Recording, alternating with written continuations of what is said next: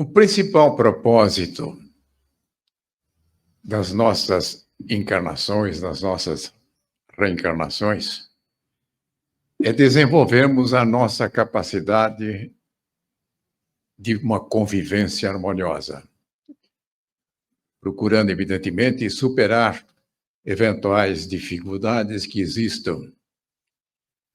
Mas eu quero falar exatamente o seguinte: a importância na convivência que se dá no nosso lar, pode se dar também no local em que nós trabalhamos, na casa espiritual que nós frequentamos, em organizações onde também nos reunimos. Então, são várias as possibilidades de nós convivermos. E na convivência, todos nós podemos ser agentes de transformação.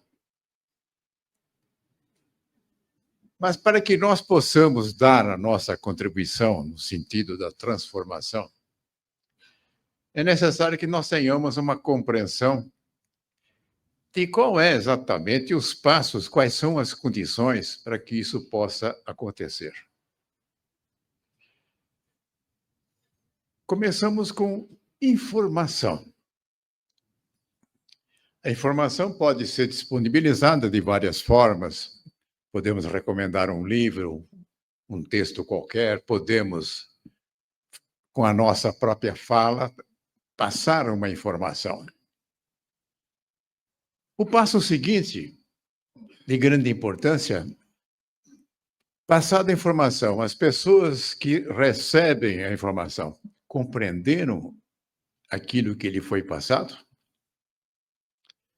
Essa é uma etapa bastante delicada, porque muitas vezes nós achamos que passando informação, o assunto já está resolvido, quando na realidade isso é apenas o primeiro passo que se dá. E para que nós possamos contribuir no sentido de que essa compreensão possa ser aprofundada, nós precisamos criar um diálogo com aquele que nós estamos estabelecendo esse tipo de comunicação. E para isso é necessário que nós abramos a possibilidade da pessoa fazer os seus comentários a respeito daquilo que ela ouviu como informação. Muitas vezes é possível que ela contra-argumente em relação àquilo que foi apresentado. Então, através de um processo de escuta em que, não passada a informação, precisamos escutar também aquele que recebeu a informação, o que é que tem a dizer, quais são as dúvidas, quais são as questões que ele está com dificuldade para entender. Então, é necessário haver um aprofundamento disso, haver uma paciência, e isso deve ser feito de uma forma harmoniosa. Mas muitas vezes as pessoas simplesmente passam a informação, a partir daí é um assunto já resolvido. Quando, se não houver compreensão, o processo de transformação nem começou. Mas vamos supor que a informação foi passada, há uma compreensão a respeito daquilo que foi passado. E qual seria o passo seguinte? Aceitação ou não daquilo que nós estamos oferecendo. E quando a pessoa não aceita, uma das coisas que pode acontecer é que essa fase anterior também não foi cumprida ainda de uma forma adequada, quer dizer, não houve um esforço no sentido de detalhar as informações de tal forma que possa facilitar a compreensão. Então, toda vez que nós fazemos isso, temos que usar as coisas as mais simples possível, né?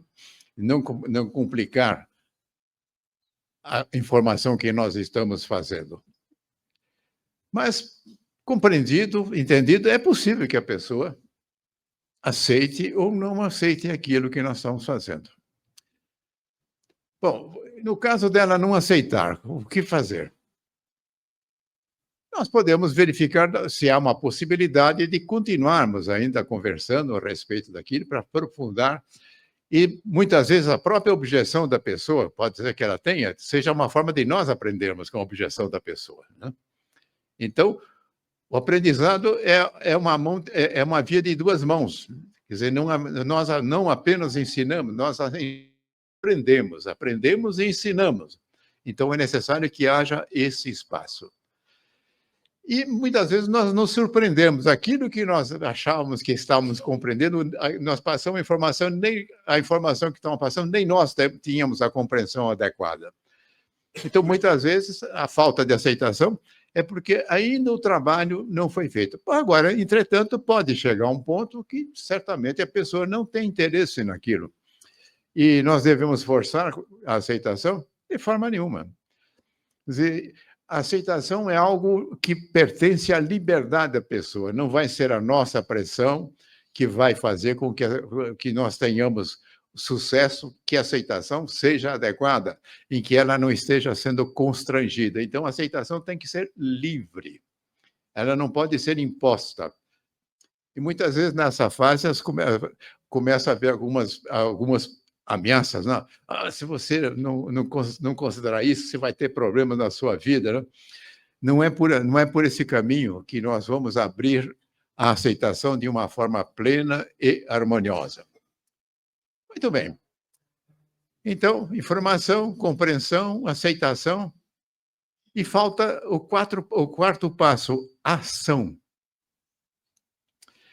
Então, há uma diferença entre informação e conhecimento. Conhecimento é quando nós temos alguma coisa que transformamos em algo que venha orientar a nossa ação. Passamos a fazer, passamos a seguir aquilo.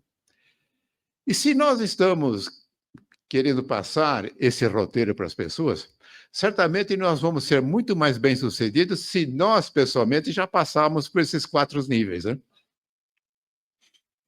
Recebemos informação, entendemos, aceitamos e estamos colocando em prática. O exemplo é arrebatador.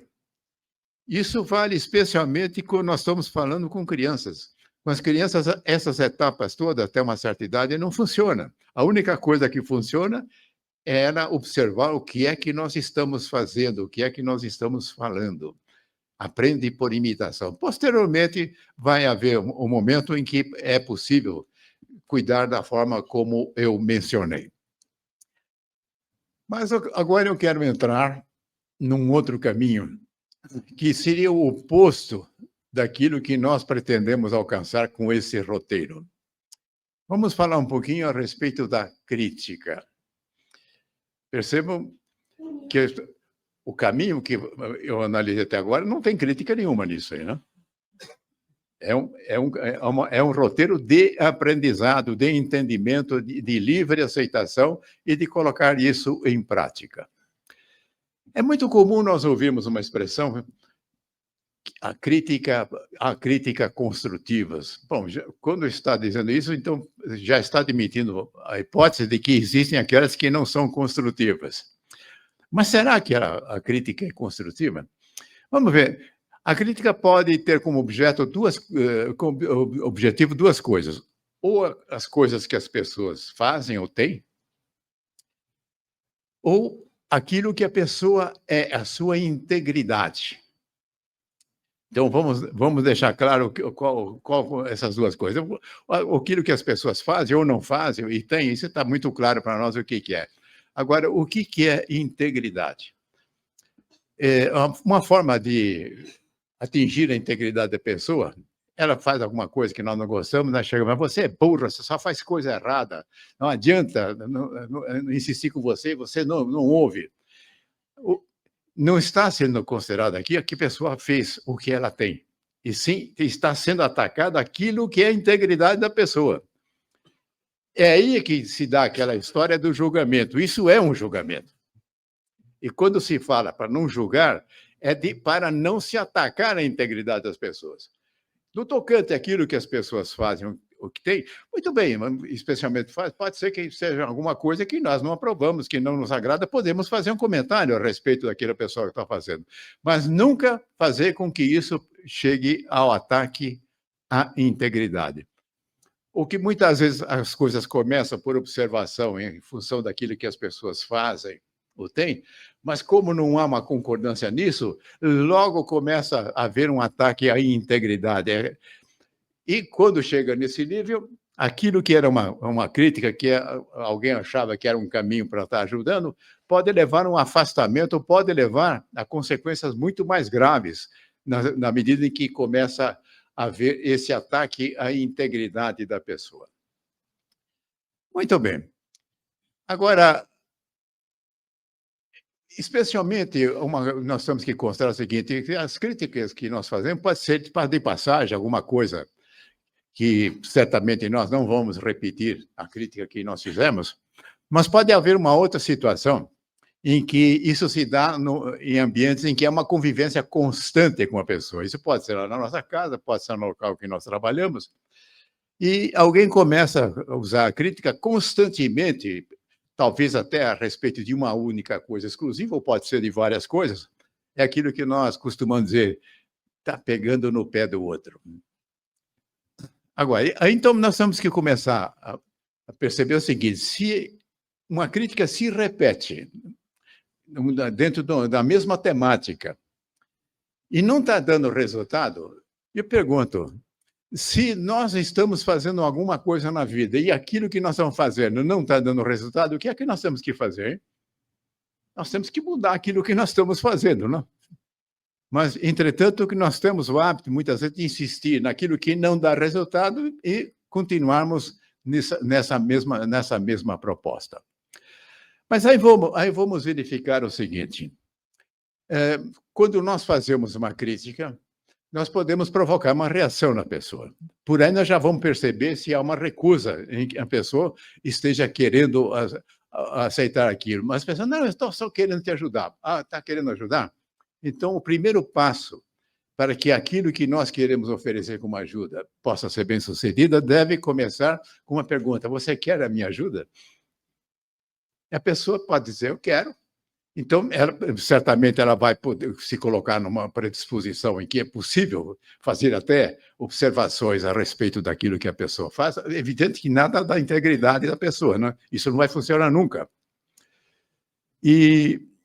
Mas isso aí, não havendo uma aceitação e havendo uma insistência em continuar nessa linha, o que nós conseguimos? Conseguimos nos afastar ainda mais da pessoa, né?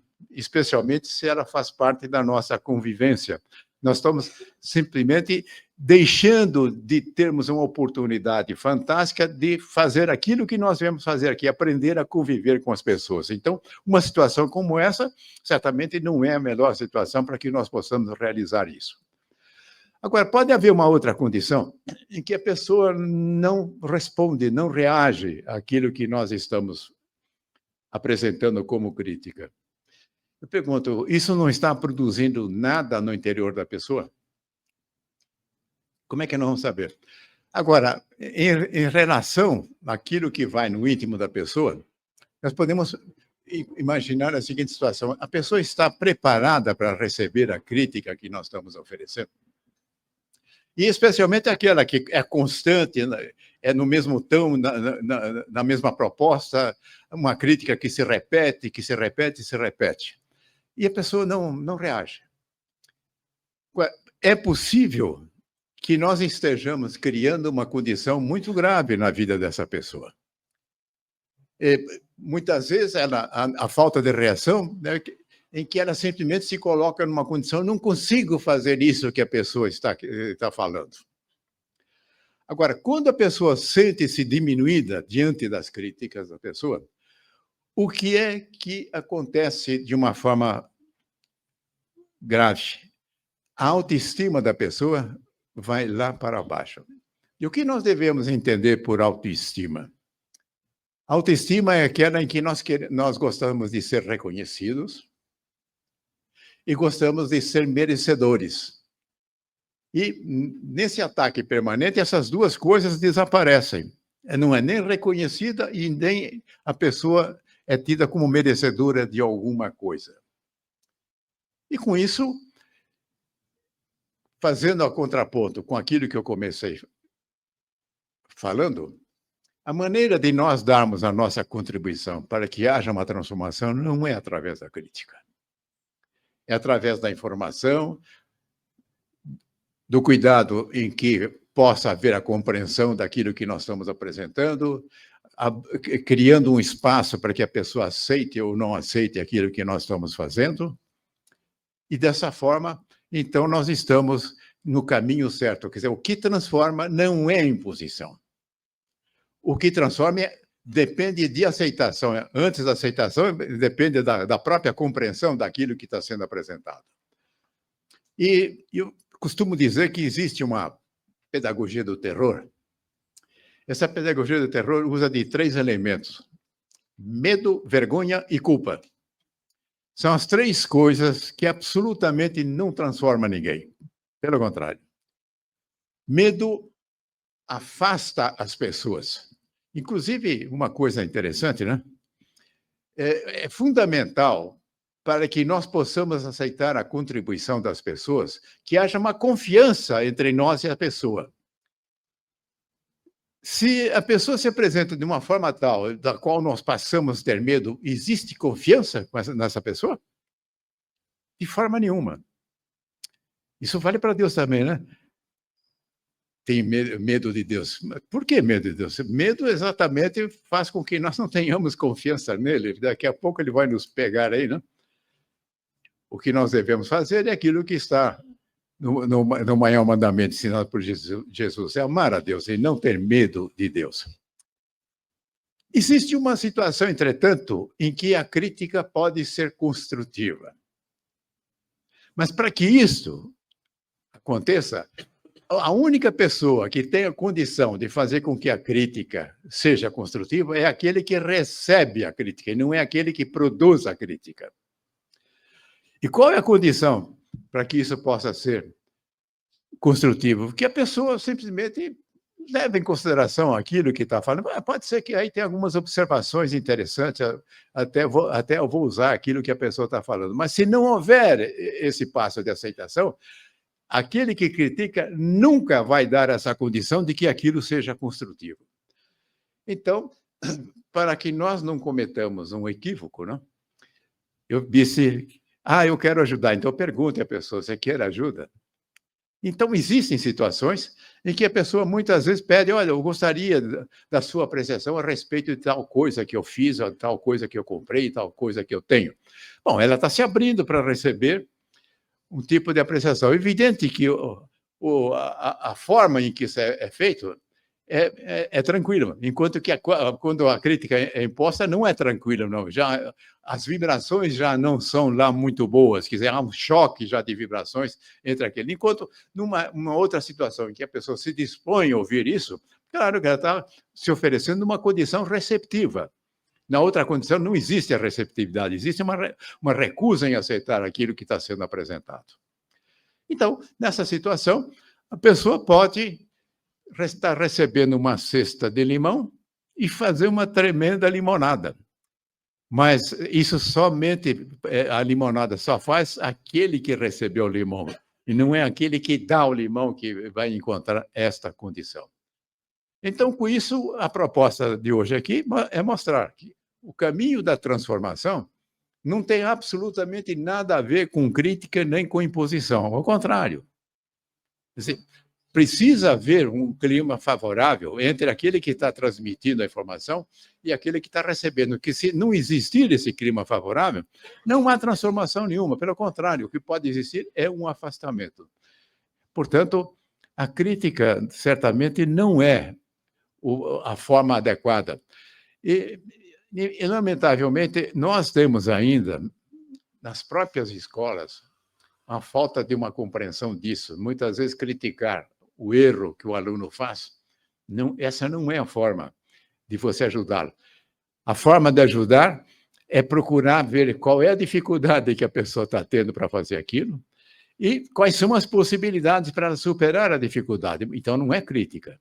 É ir na direção de ensinar o correto, como fazer.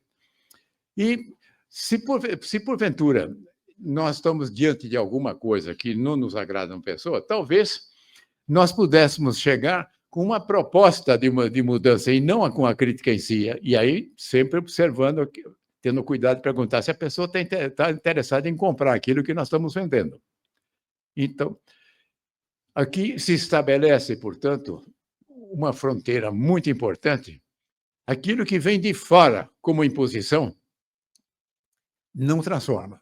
Constrange, pode obrigar, pode trazer situações em que a pessoa ou é multada, ou é presa, ou simplesmente é demitida e tudo mais.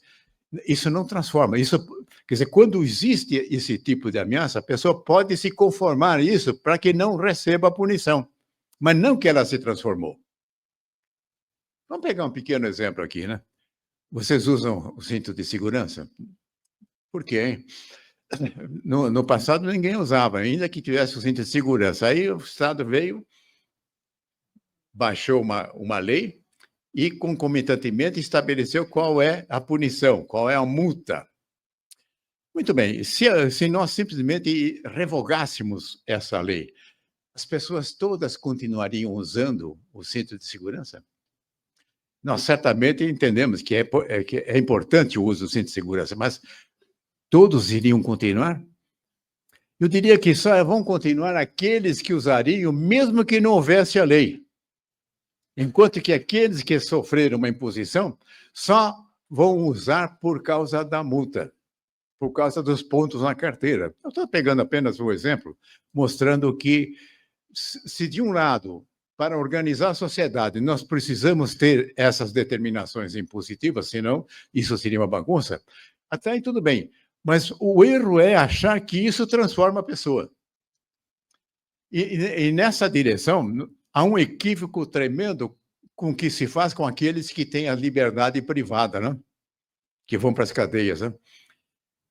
As pessoas achando que o simples fato de a pessoa ser presa, ela vai se transformar. Será que vai mesmo? Ou é necessário alguma coisa a mais para que isso aconteça? Então, fica aí para a nossa meditação, para a nossa consideração, o caminho daqui, quer dizer, qual é o roteiro que efetivamente oferece a possibilidade de transformar, e qual é o roteiro que, no lugar de transformar, afasta ainda mais as pessoas daquilo que nós temos para oferecer, ou daquilo que possa ser benéfico para a pessoa.